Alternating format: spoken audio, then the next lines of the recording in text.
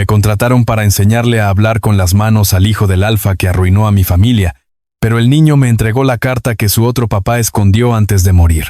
No supe que mi vida iba a volver a romperse hasta que un niño que no hablaba me metió un sobre en la bolsa del suéter. Yo había entrado a esa casa con la dignidad prestada, el estómago vacío y una promesa muy clara. Iba a hacer mi trabajo, cobrar el dinero, pagar la diálisis extra de mi madre y salir sin mirar a nadie más de lo necesario. No importaba que la casa perteneciera al apellido que llevaba años odiando. No importaba que el Alfa que me esperaba adentro hubiera construido su imperio sobre las ruinas de familias como la mía. No importaba que, cada vez que alguien en Monterrey pronunciaba Arriaga, yo sintiera el sabor metálico del techo, colapsando, sobre la memoria de mi padre. Yo no iba a quebrarme ahí. Iba a enseñar señas a un niño traumatizado y nada más. Eso me repetí hasta que él me eligió. Hasta que me dio la carta. Hasta que entendí que el monstruo al que siempre culpé quizá no era el hombre sentado frente a mí, sino algo mucho más grande, más elegante y más podrido que llevaba años alimentándose de nuestro silencio. Y para cuando la verdad me miró de frente, ya era demasiado tarde para salir corriendo. Parte 1. Me contrataron para calmar a un monstruo pequeño.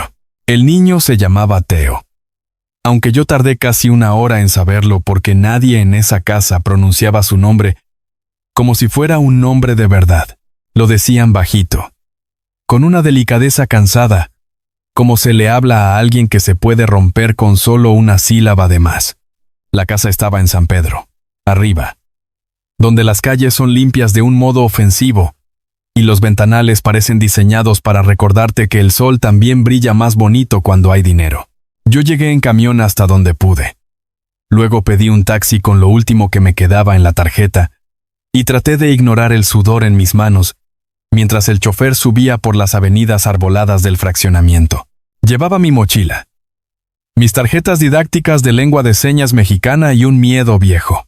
Ese miedo tenía nombre: León Arriaga, el Alfa que supuestamente necesitaba un maestro para su hijo. El hombre cuya empresa había estado detrás del proyecto habitacional donde mi familia perdió todo. No había visto a León en persona antes. Solo en notas de negocios, fotos de revistas, entrevistas, donde respondía como si cada palabra hubiera pasado por abogados antes de salir de su boca. Siempre con traje oscuro, mandíbula firme, ojos fríos. El tipo de Alfa que jamás parece deberle nada al mundo, aunque el mundo entero le huela a sangre. Me recibió la nana, una señora llamada Celia que tenía manos suaves y ojos de quien ya ha visto demasiado. Me condujo por un pasillo amplio hasta un estudio con libreros bajos, almohadones en el suelo y una luz tibia que contrastaba con la frialdad del resto de la casa. Ahí estaba Teo, sentado en el piso, con una torre de bloques de madera a medio armar.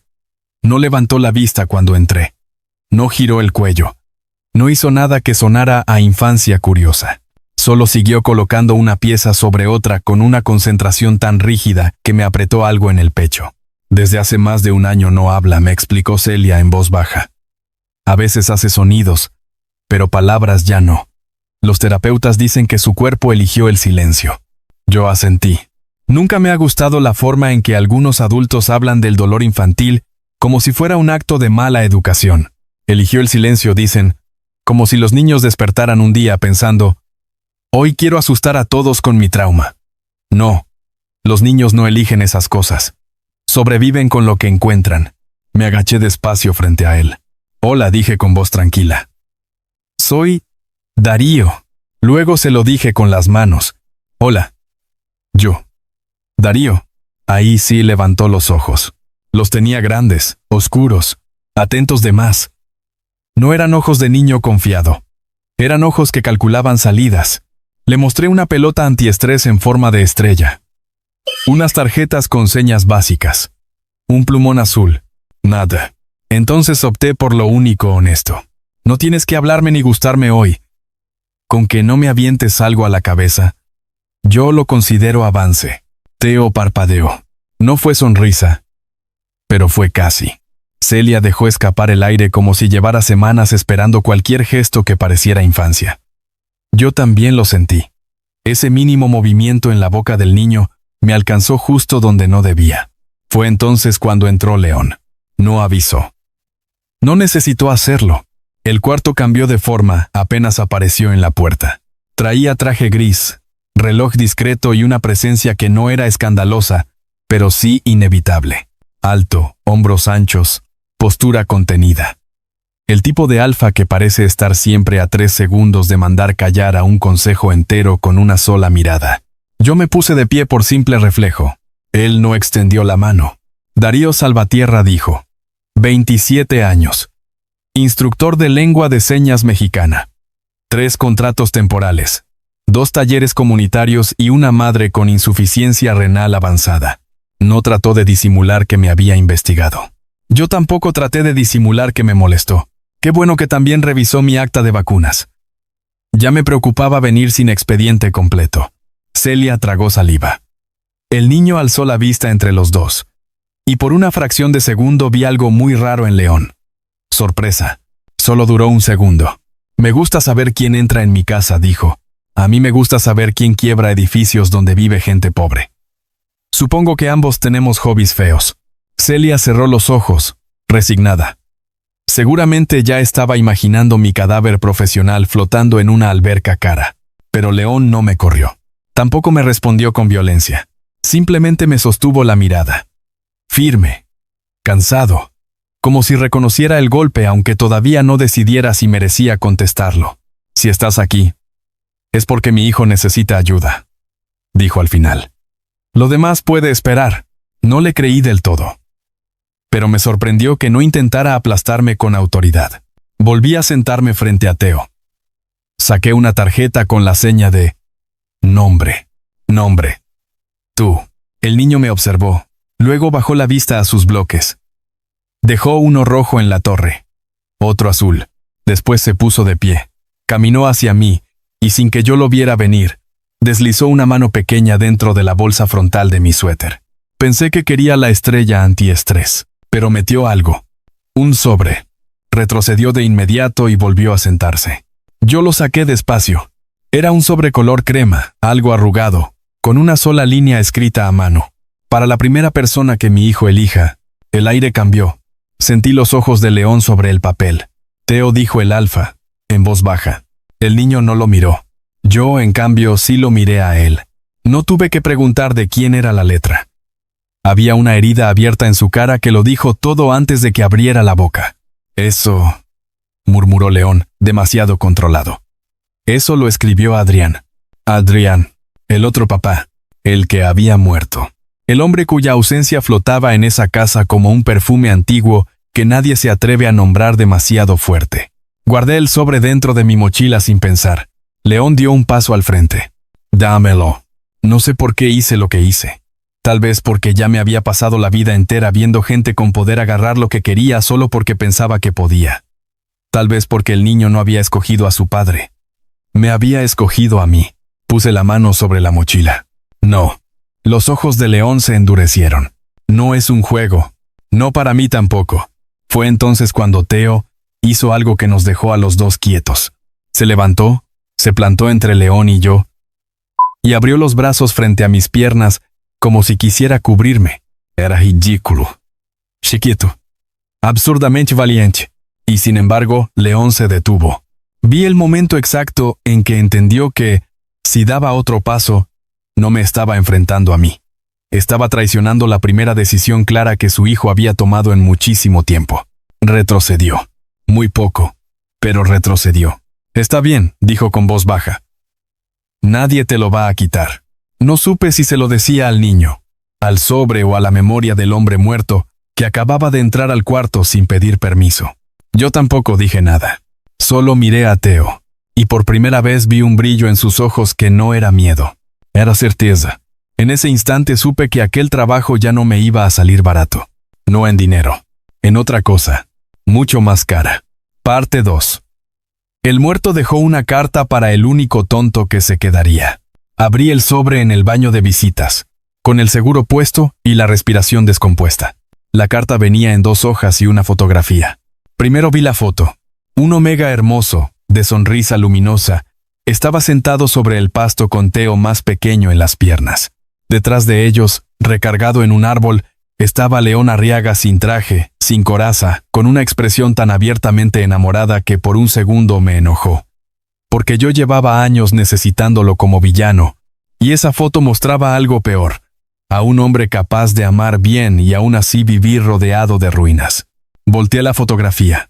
Atrás decía: no dejes que Teo olvide que alguna vez fuimos felices. Adrián. Tuve que sentarme. Abrí la carta. Si estás leyendo esto significa que Teo te eligió.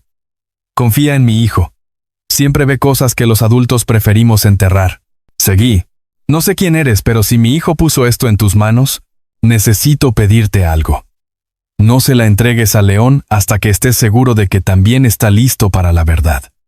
Él no es cruel, pero le enseñaron a proteger como si amar fuera encerrar primero. Y a veces, cuando uno vive entre depredadores, tarda demasiado en distinguir la jaula del refugio. La frase me atravesó de un modo desagradable. Continué leyendo. Si algo me pasó, no fue un accidente. Investigué contratos de vivienda, sobornos de obra y firmas falsas relacionadas con el proyecto Ladera. También encontré nexos con el caso Miralto. Busca los archivos bajo el nombre Nido de Ceniza. No confíes en Esteban. No confíes en el consejo. Y no dejes a Teo solo con ellos. Miralto. Sentí un latigazo en la nuca. Miralto era el conjunto donde murió mi padre. De pronto el baño elegante, la luz cálida, el jabón caro, todo me dio asco. Seguí leyendo con los dedos helados. Si León ya despertó cuando esto llegue a él, quédate. Si no ha despertado, protege a mi hijo incluso de su apellido. No porque vaya a dañarlo a propósito, sino porque la costumbre de obedecer a la familia también mata, aunque nadie levante la mano. Abajo estaba la fecha. 8 días antes de la muerte de Adrián. Guardé la carta, abrí el grifo y me eché agua en la cara. Cuando levanté la vista, el espejo me devolvió el rostro de alguien que ya no estaba seguro de odiar a la persona correcta. Al salir, León seguía en el estudio, de pie junto a la ventana. Teo dibujaba en silencio. El Alfa alzó la vista. ¿Leíste todo? No fingí. Sí. No se acercó. ¿Vas a decirme qué decía? Negué con la cabeza. No hoy. Su mandíbula se tensó, pero asintió. Ese detalle me descolocó mucho más que un arrebato. Porque, si hubiera intentado quitarme la carta, yo habría sabido dónde colocar mi rabia. En cambio, hizo algo mucho peor para mi estabilidad emocional. Respetó el límite. Me volví hacia Teo y me senté otra vez en la alfombra. El niño había dibujado 3 figuras con crayón. Una grande, una mediana y una pequeña al centro. Sobre la figura mediana había una nube gris y una línea negra cayendo. Le mostré la seña de papá. Tocó la figura mediana. Luego me señaló a mí, hizo la seña improvisada de guardar y dio 2 golpecitos a mi mochila.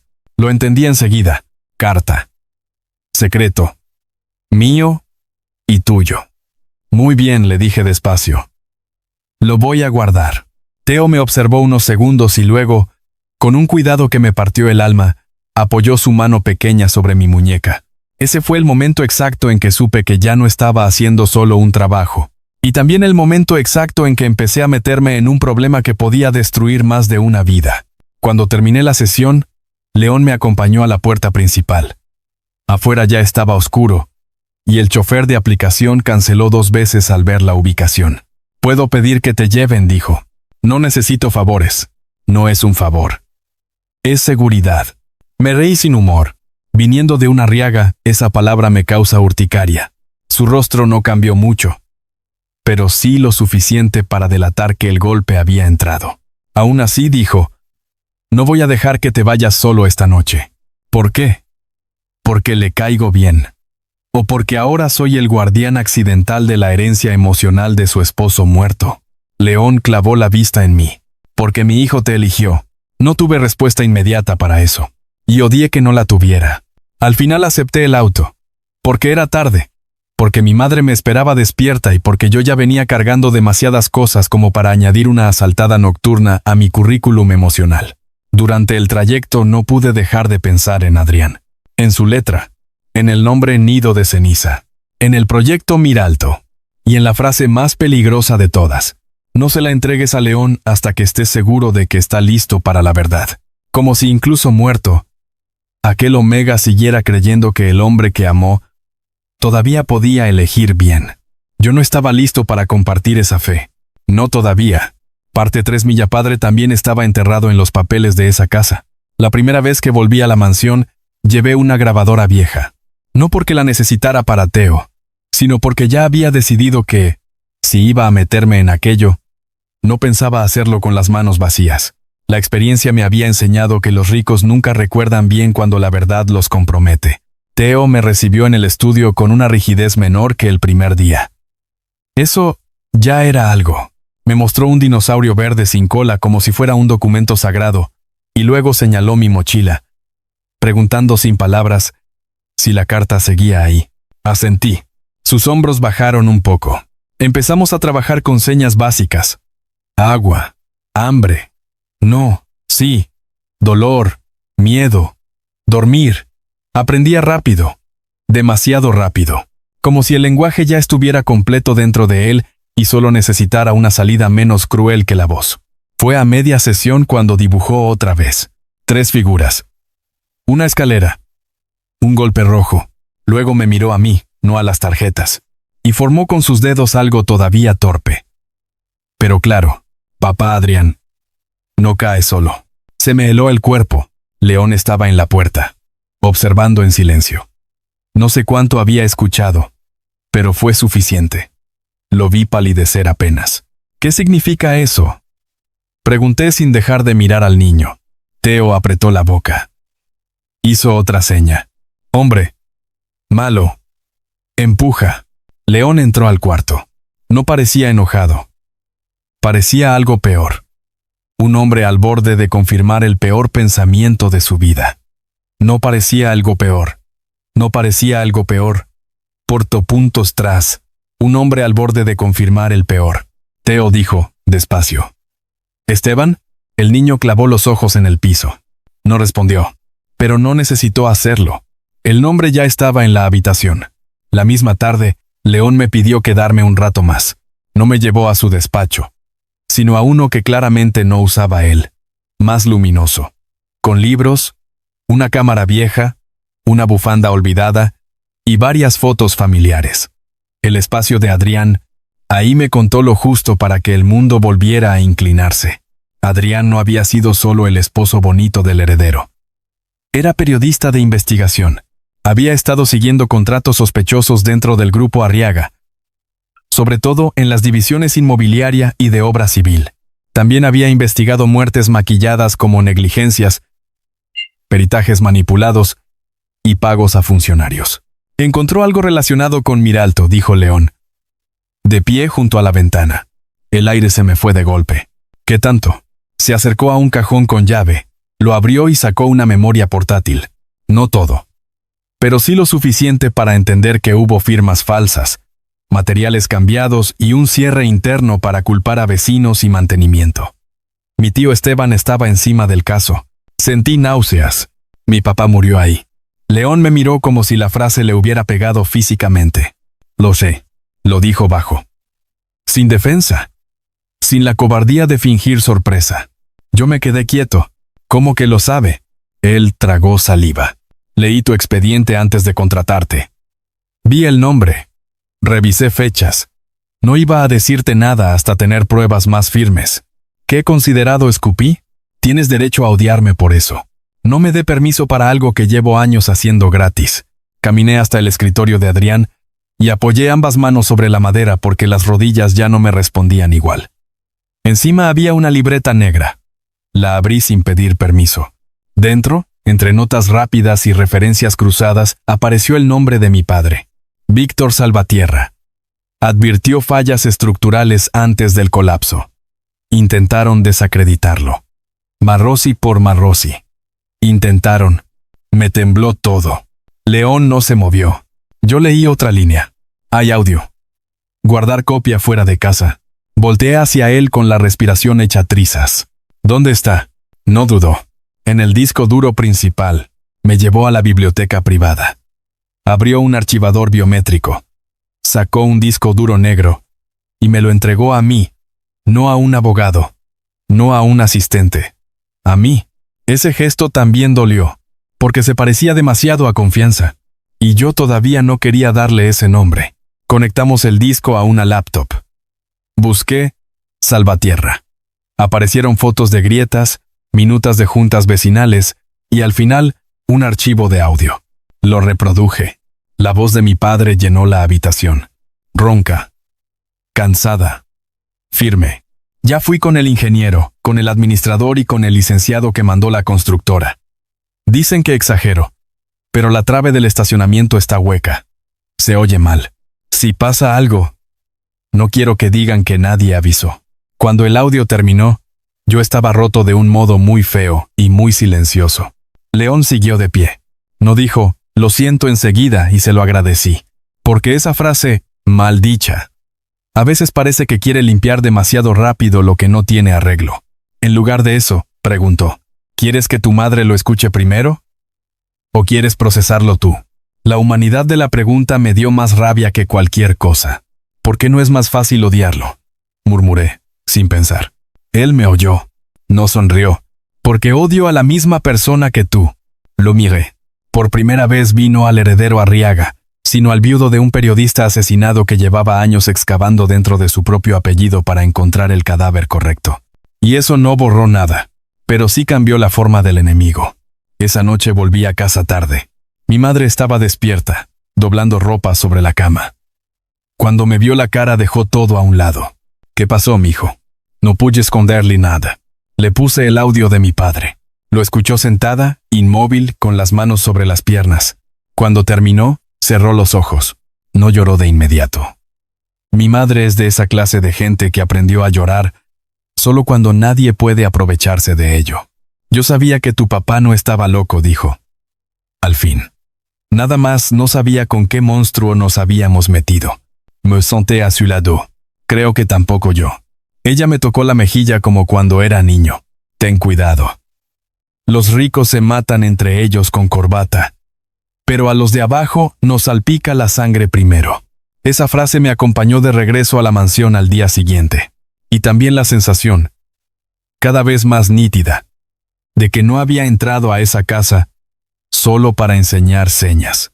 Había entrado porque, sin querer, me había tocado recoger una verdad que llevaba años buscando dueño. Parte 4. Teo no quería un maestro. Quería un testigo. La cuarta semana entendí que Teo no estaba aprendiendo lengua de señas como un alumno.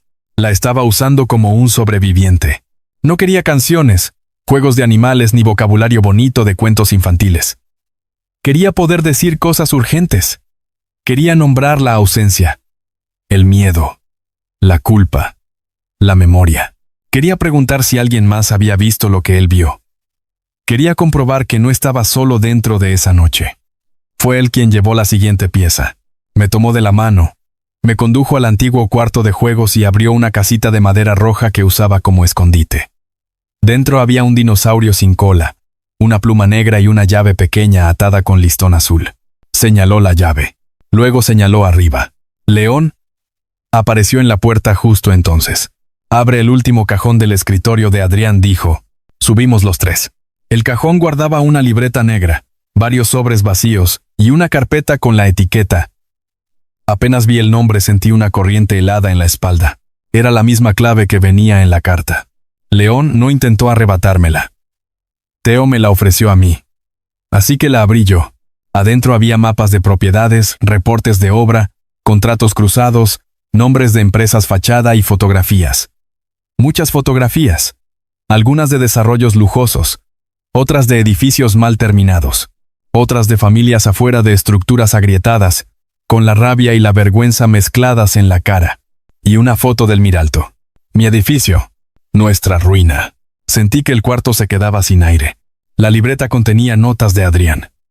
Fechas, reuniones, nombres de funcionarios municipales, pagos irregulares, el sello repetido de una firma. Esteban Arriaga. Esto basta para hundirlo, susurré. León negó con la cabeza. Basta para apuntarlo. No para impedir que compre el rescate. Eso me enfureció. Entonces, ¿cuánto se necesita para que un rico por fin pague? Demasiado, dijo él. Y, siempre tarde. No era una respuesta práctica. Era una confesión. Teo, ajeno a la política exacta, tiró de mi manga. Luego formó otra seña. Papá Adrián. Miedo. Pero sigue. Lo vi a él. Luego, a León. Tu hijo acaba de describir mejor el amor que muchos adultos, murmuré. León bajó la vista. Ese mismo día empezamos algo nuevo en las sesiones. Memoria, guiada con señas. No terapia formal porque yo no era terapeuta. Pero sí un espacio donde Teo pudiera organizar el mundo en palabras visuales. Antes, ahora, papá, casa, pelea, no, quedarse, caer, mentira. A veces se cansaba y solo dibujaba. Otras, me dejaba leerle cuentos mientras él corregía la seña de algún personaje con una precisión casi cómica. Tenía el humor escondido muy abajo, pero seguía ahí. Un día me hizo la seña de feo cuando intenté dibujar un perro. Me reí tanto que terminé tirado en la alfombra, y por primera vez lo escuché soltar un sonido claro. No palabra, no risa completa, pero sí una exhalación chiquita. Viva. León estaba en la puerta, y se quedó petrificado. Yo también. Teo se llevó la mano a la boca, asustado de sí mismo. Entonces hice lo único correcto. Me reí otra vez. Sí, ríete. Tienes razón. Mi perro parece aguacate atropellado. El niño soltó otro pequeño sonido. León se cubrió la boca con la mano. Nunca voy a olvidar su cara en ese instante. No la del Alfa. No la del empresario. La del padre que llevaba más de un año esperando escuchar cualquier cosa parecida a la voz de su hijo. Esa noche me pidió hablar en la terraza. Acepté porque el aire dentro de la casa ya me estaba quedando corto. Monterrey abajo parecía una maqueta eléctrica. León apoyó ambas manos en el barandal y tardó varios segundos en hablar. No sé cómo agradecerte lo de hoy. No me agradezca. Yo también necesitaba saber que todavía podía salir algo de ahí. Él asintió. No te contraté solo por tus credenciales. Lo miré de lado. Eso ya lo había notado. Te vi en un taller del centro comunitario hace meses. Estabas con un niño sordo que no dejaba que nadie lo tocara. Tú no intentaste corregirlo. Te sentaste a su lado y esperaste. Pensé. Hizo una pausa breve. Pensé que si alguien podía acercarse a Teo sin arrancarle nada, eras tú. No supe qué contestar, porque, si era honesto, parte de mí también recordaba haberlo visto antes. No en fotos, en persona, de lejos, de pie al final del salón comunitario aquella tarde, solo, observando como si quisiera pedir algo y no supiera cómo. Sigue siendo un maldito por no decirme lo de mi papá antes, solté al final. León aceptó el golpe. Sí, y no crea que porque casi sonríe ya estamos en confianza. Una sombra de humor cruzó su cara. Tomaré nota. El viento movió un poco el fleco de mi cabello. León lo miró apenas y luego apartó la vista, casi con disciplina. Ese gesto minúsculo me puso incómodamente consciente de mi cuerpo. Yo era Omega, el Alfa. No habíamos hablado nunca de eso de manera explícita. No había necesidad. Estaba en el aire, en la química involuntaria de los silencios, en la forma cuidadosa en que siempre mantenía cierta distancia física. Pero esa noche lo noté con más claridad que antes. No me evitaba porque no me deseara. Me evitaba porque sí. Y carajo con eso. Porque yo no había ido a esa casa a enamorarme de nadie. Menos de una Arriaga. Muchísimo menos de un hombre que todavía cargaba la presencia de su esposo muerto como un segundo perfume. No quería ser el reemplazo triste de ninguna historia ajena. Así que me fui antes de que la conversación encontrara una grieta demasiado íntima. Lo que no sabía entonces era que las grietas ya estaban abiertas, y que la siguiente iba a tragarse mucho más que mi sentido común. Parte 5. La nota amarilla olía a jaula, y esta vez llevaba mi nombre. El escándalo no salió en un medio serio, salió en un portal de chismes empresariales. De esos donde publican divorcios de millonarios con el mismo tono que resultados de bolsa y menús de brunch. Una página asquerosa donde convierten cualquier desgracia ajena en entretenimiento digestivo para gente bien peinada. El titular decía: el heredero León Arriaga vive bajo el mismo techo con joven Omega mientras el silencio de su hijo genera preguntas incómodas. No mencionaban mi nombre completo, pero sí mi edad, mi ocupación y datos suficientes para que cualquiera con un poquito de mala intención llegara a mi colonia antes de mediodía. Me quedé viendo la pantalla sin sentir las manos. Abajo había comentarios.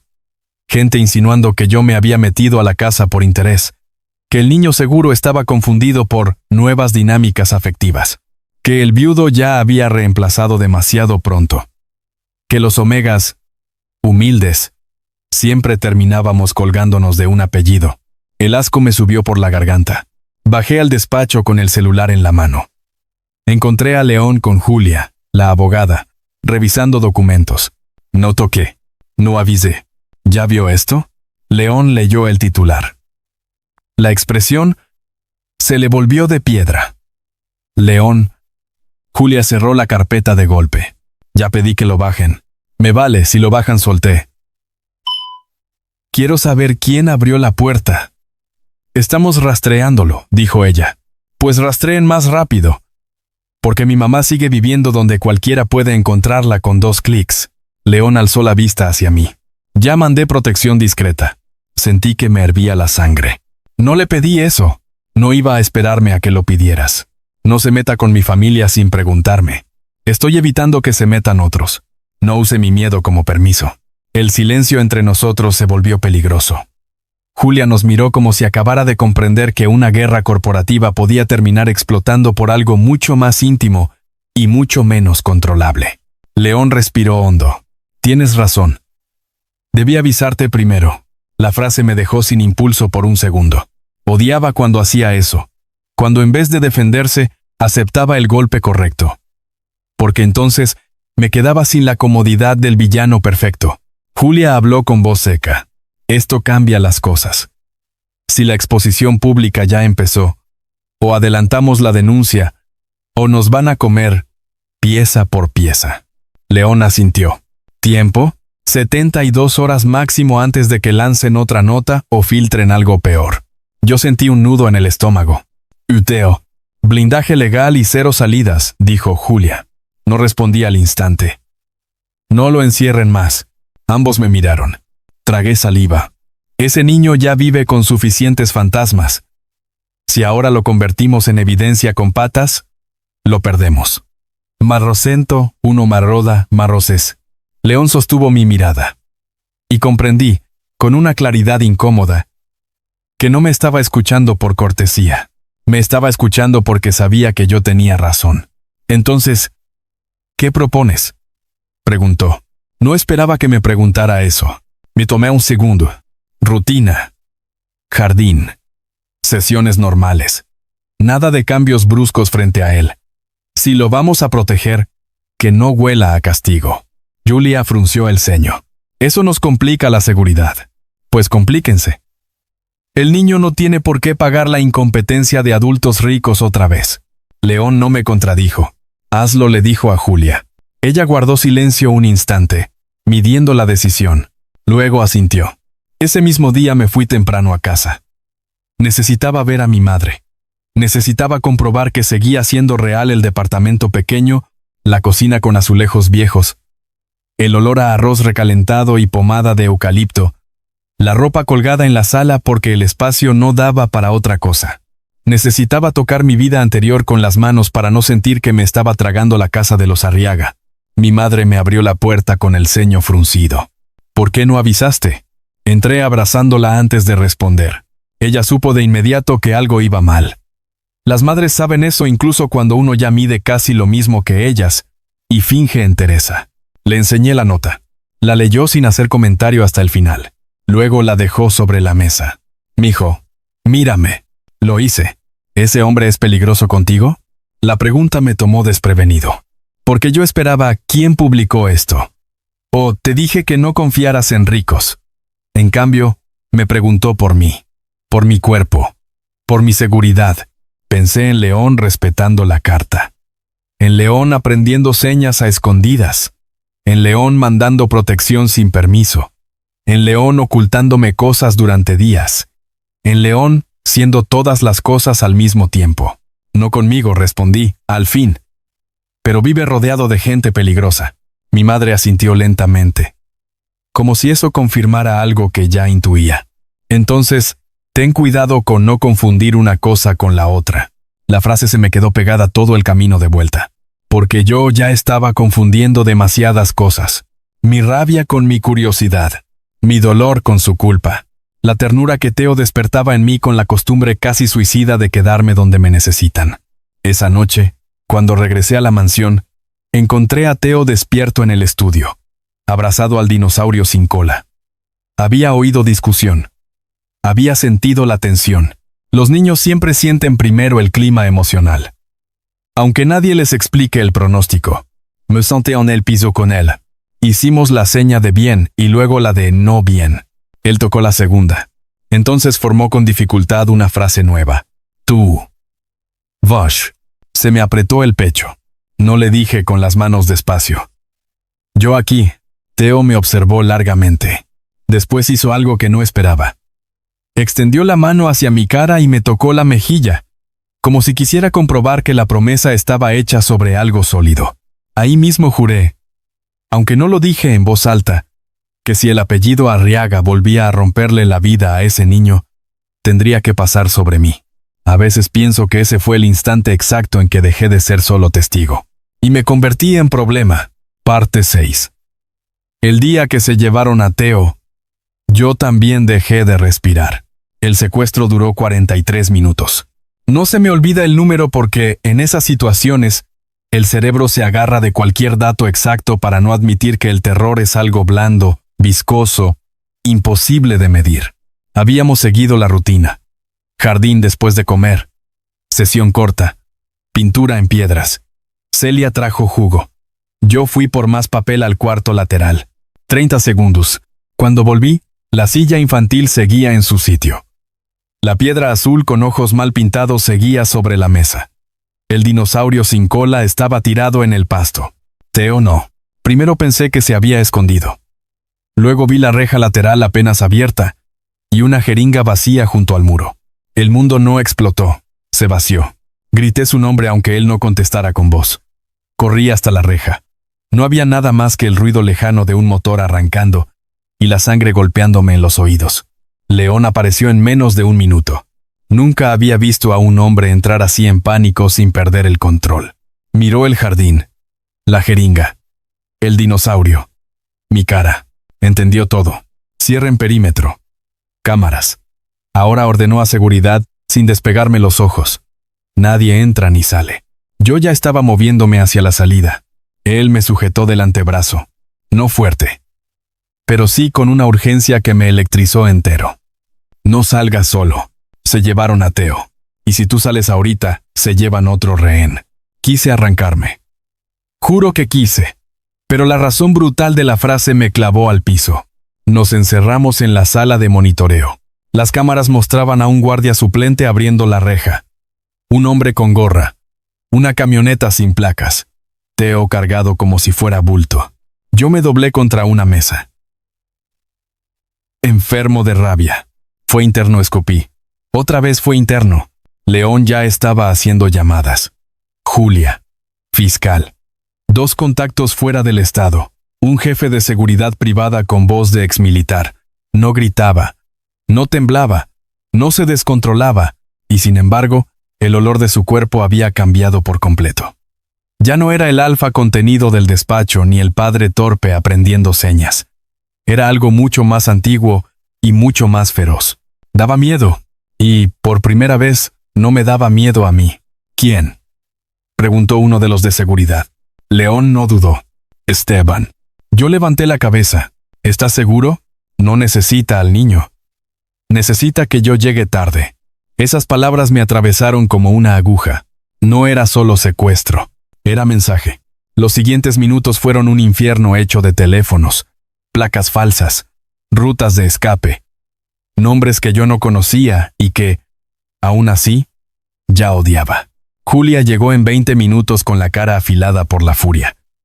Encontraron una llamada encriptada. Un chofer comprado.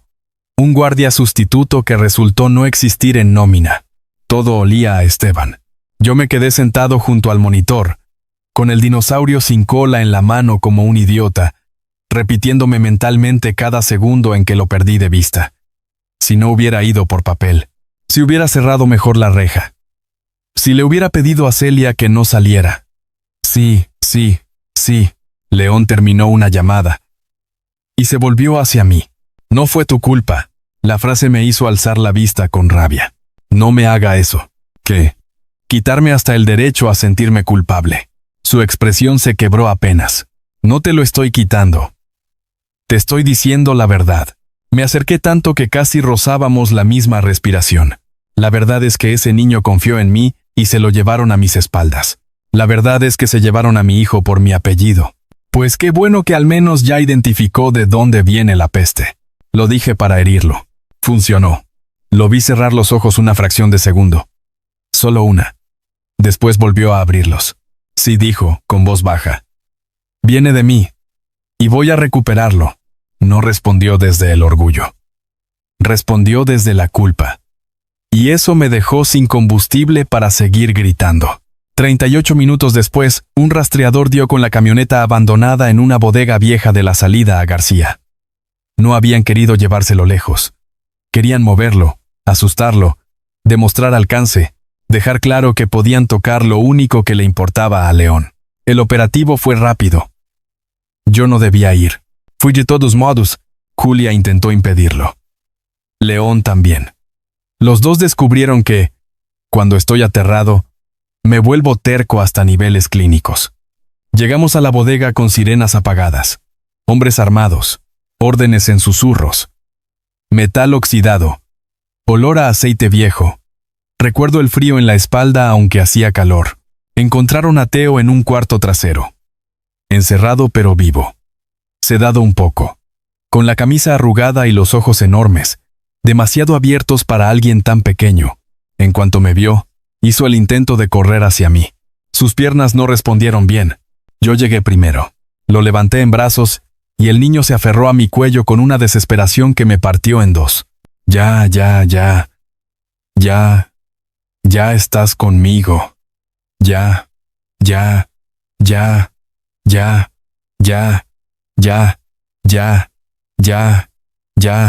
No sé cuántas veces repetí lo mismo. Detrás de mí escuché el paso de León. Pesado. Contenido. Deteniéndose a una distancia exacta. Teo giró la cabeza. Lo vio. Y entonces hizo algo que ninguno de los dos esperaba. Estiró una mano hacia su padre. León se quedó inmóvil. Luego avanzó apenas. Yo acomodé al niño entre los dos. El abrazo fue raro. Torpe. Incompleto. Y por eso mismo fue tan real que casi no pude soportarlo. Afuera, la policía se llevaba a 2 hombres. No a Esteban. Nunca a los verdaderos dueños de la violencia. Solo a los empleados de la violencia. León miró a su hijo. Luego, me miró a mí. Su voz salió rota de una manera que nunca le había oído. Gracias por no dejarlo. Quise decirle que había fallado. Que llegué tarde. Que no merecía gratitud. Pero Teo seguía abrazado a los dos. Así que me quedé callado. Y por primera vez en toda esa historia, el silencio no se sintió vacío. Se sintió como una promesa sucia, cansada, pero viva. Todavía no nos los iban a quitar. Parte 7. El beso no empezó con deseo. Empezó con una herida abierta. Después del secuestro, la casa dejó de fingir. Ya no era un hogar elegante con secretos bien peinados. Era una fortaleza herida. Más guardias, más cámaras, más abogados entrando y saliendo, más olor a café rancio y noches sin dormir. Teo empeoró 2 días. Volvió a cerrarse. No quería jardín. No quería comida. No quería tarjetas. Solo quería estar donde pudiera vernos a los dos al mismo tiempo. Eso, por supuesto, complicó mi vida emocional de una forma nada profesional, porque para ayudarlo tenía que quedarme. Y quedarme significaba ver a León sin máscara demasiado seguido. Lo vi dormir sentado junto a la cama de Teo. Lo vi revisar el mismo video del secuestro 20 veces con la mandíbula endurecida. Lo vi temblar apenas después de una llamada con fiscalía y luego recomponerse en 3 segundos porque el niño acababa de girar la cabeza hacia él. También vi algo peor. Lo vi culpándose de una forma que reconocí. La forma de la gente que cree que todo lo malo alrededor confirma alguna falla íntima que trae pegada al nombre. Una noche, Cuando por fin logramos que Teo se durmiera, bajé a la cocina por agua. Encontré a León apoyado en la barra, descalzo, sin saco, con la camisa arremangada y los nudillos partidos. Me detuve. ¿Con quién se peleó? Él ni siquiera escondió la mano. Con la pared del gimnasio. Madurísimo. Una sombra de agotamiento cruzó su cara. No encontré a nadie más a tiempo. Abrí el cajón de primeros auxilios sin pedir permiso. Siéntese. No discutió. Eso ya debería haberme preocupado. Le limpié los nudillos con alcohol. Él ni se movió. Yo sí. Por dentro. Porque la cercanía era demasiado. El olor de su piel, más cálido sin el traje encima. La cicatriz vieja en la sien, la sombra de barba de alguien que ya no se acuerda de verse al espejo como persona. No fue tu culpa, dijo de pronto. Levanté la vista. ¿Qué? Lo de la bodega. Sigues mirándote como si lo hubieras perdido tú. Bajé la mirada otra vez a su mano. No me psicoanalice mientras lo curo. No te psicoanalizo. Te reconozco. El aire cambió. Yo apreté un poco más de la cuenta la gasa. Él ni se quejó. No me conoce. Lo suficiente. Qué arrogancia. Qué miedo el tuyo. La frase me pegó exacto donde no debía. Solté su mano de golpe. Claro. Ya salió el alfa que cree entenderlo todo. León retiró la mano despacio. No entiendo todo. Solo entiendo lo que se parece a mí. Eso me hizo reír con rabia. Pues yo no quiero parecerme a usted. No dije que fuera algo bueno. El silencio posterior fue insoportable.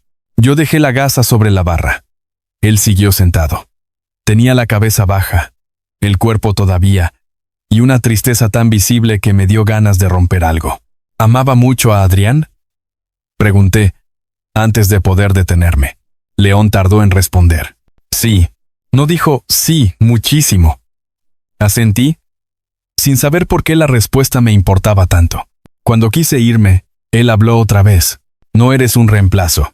Me quedé quieto. No sé de qué habla. Sí sabes. No me volteé. Pues no debería decírmelo. Probablemente. Y mucho menos con esa calma insoportable. Escuché cómo se ponía de pie. Sentí su presencia detrás de mí. Todavía a una distancia respetuosa. No me tocó. No me arrinconó. Nada de eso. Solo estuvo ahí. Y eso bastó para que mi cuerpo recordara que yo era Omega. Que él era Alfa. Y que el deseo no siempre pide permiso cuando llega a lugares cansados. Darío dijo, más bajo. Lo último que quiero hacerte sentir es sustituible. Tragué saliva. Entonces no me mire así. ¿Así cómo? Me reí sin humor. Como si se le estuviera incendiando la casa por dentro cada vez que le contesto feo. Lo escuché inhalar. Despacio. No respondió. Ese silencio me contestó peor que cualquier palabra. Me giré. Quedamos demasiado cerca. Yo pude haberme apartado. Él también.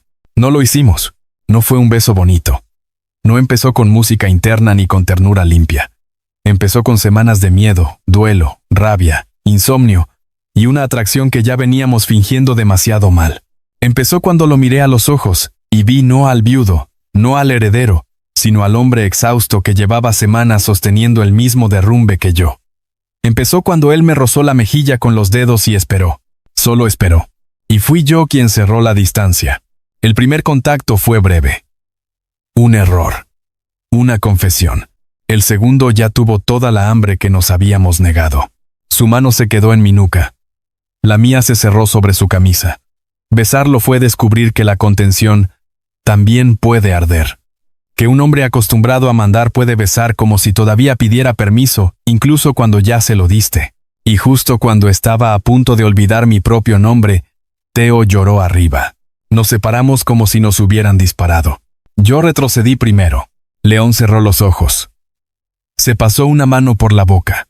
Voy por él. No. Voy yo. Subí casi corriendo, con el corazón mal puesto y el cuerpo entero consciente de un desastre nuevo. Encontré a Teo sentado en la cama. Sudado. Asustado. Me vio y extendió los brazos. Lo cargué sin pensarlo.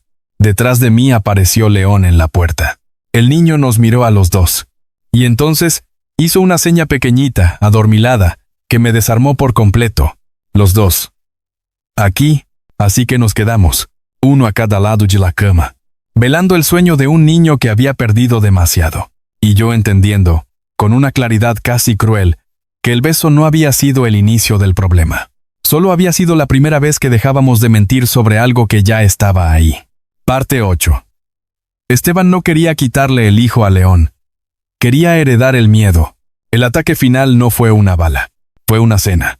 Julia la llamó oportunidad de exposición controlada, que es la forma elegante de decir que a veces necesitas meter a los monstruos al mismo salón para obligarlos a enseñar los colmillos frente a la gente correcta.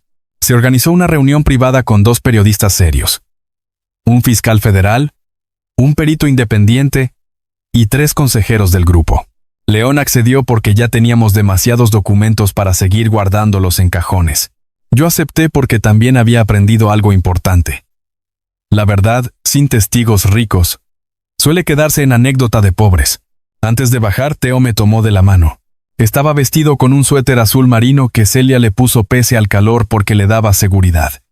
Se veía pequeño. Demasiado pequeño para el salón lleno de adultos que lo esperaban. Me agaché frente a él. No tienes que entrar si no quieres. Hizo la seña de sí. Luego, más despacio.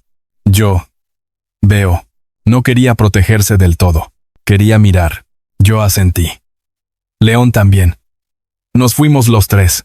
Esteban Arriaga estaba exactamente como lo imaginé. Sonrisa impecable. Traje perfecto. Voz suave de hombre que nunca ensucia sus propias manos. Se levantó al ver a León y extendió los brazos con una cordialidad que me dio náuseas. Sobrino. León no respondió al abrazo. Tío. La tensión podría haber cortado vidrio. Esteban me miró apenas. Luego a Teo. Y ahí vi al depredador real. No al alfa dominante ni al patriarca gritón de telenovela. Algo peor. Un hombre capaz de sonreír mientras evalúa cuánto miedo puede comprarle a un niño. ¡Qué grande estás, campeón! Teo se pegó a mi costado. Esteban lo notó y su mirada pasó sobre mí con desprecio apenas disfrazado. Así que tú eres el profesor. Así que usted es el tío del que todos deberían cuidarse, respondí. Julia cerró los ojos un segundo. Los periodistas abrieron discretamente más la atención. León no intervino. Bien. La cena no duró mucho como cena. Duró exactamente 4 minutos antes de convertirse en juicio. León entregó los documentos primero. Contratos, peritajes, transferencias, correos. Luego vinieron los audios. Adrián advirtiendo. Mi padre advirtiendo. Técnicos internos contradiciendo los dictámenes oficiales. El fiscal pidió orden. Los periodistas dejaron de fingir neutralidad. Esteban sonrió casi todo el tiempo.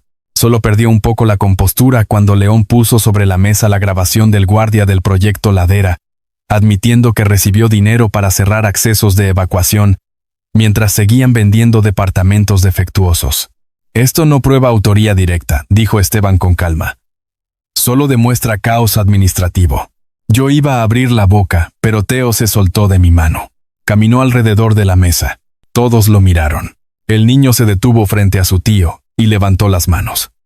Tardó un poco, pero las señas salieron claras, clarísimas. Yo te vi. Nadie respiró. Teo siguió. Papá Adrián. Escalera. Tú. Empujas.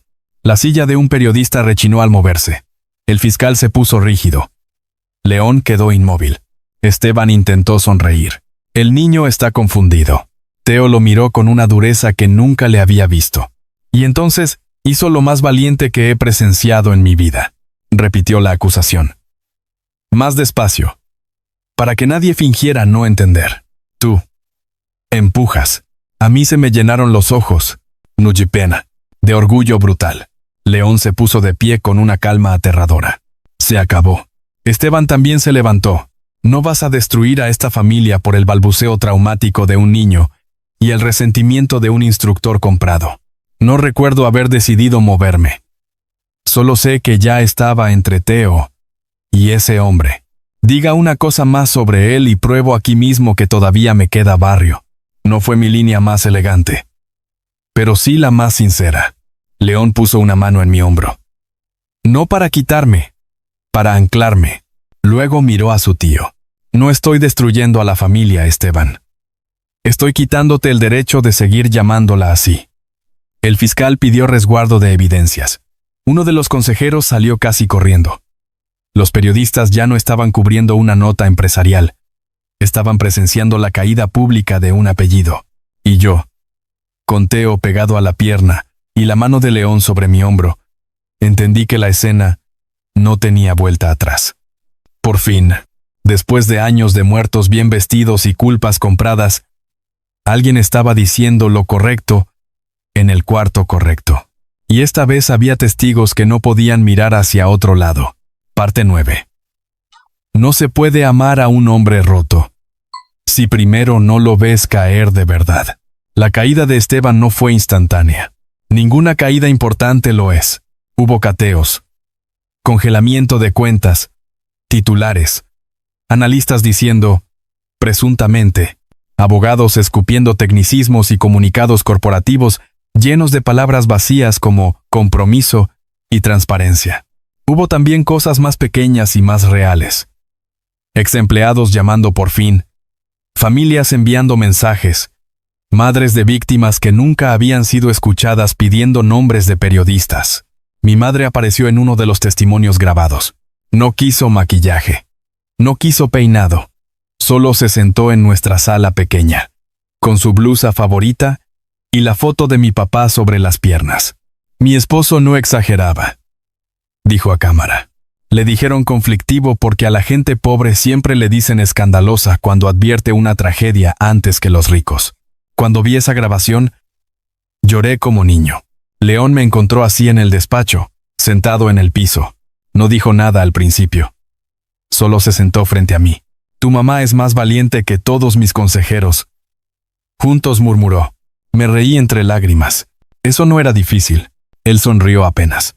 Luego bajó la vista. Tengo que renunciar. Lo miré. ¿A qué? A la presidencia operativa del grupo. La noticia me pegó raro. No porque me diera lástima el puesto, sino porque entendí que, para él, ese apellido había sido siempre una jaula. Sí, pero también el único idioma de deber que conocía. Soltarlo no era una estrategia de imagen. Era arrancarse una costilla vieja. ¿Lo va a hacer por presión? Negu. Lo voy a hacer para que esto no se convierta en una pelea por la silla mientras las víctimas quedan otra vez abajo del ruido. Eso tenía sentido. Y aún así me dolió. No supe por qué hasta que lo vi agregar, muy bajo. También porque no quiero que Teo crezca creyendo que elegí el poder antes que a él.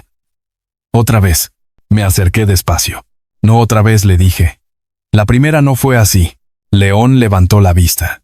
No lo sabes. No, pero sí sé una cosa. Estar perdido dentro de un sistema podrido no es lo mismo que querer pudrirte con él. Sus ojos se oscurecieron un poco. No de dolor solamente. De alivio. Creo que era la primera vez que alguien le decía algo parecido sin pedirle nada a cambio. A partir de ahí lo nuestro dejó de ser solo tensión rota y besos interrumpidos. No se volvió fácil. Ni limpio, ni de cuento. Se volvió verdadero. Había mañanas en que yo quería estrangularlo porque intentaba resolver problemas preguntándole primero al abogado y después a las personas. Había noches en que él se desesperaba con mi costumbre de esperar siempre lo peor. Pero también había momentos diminutos que se me fueron quedando adentro.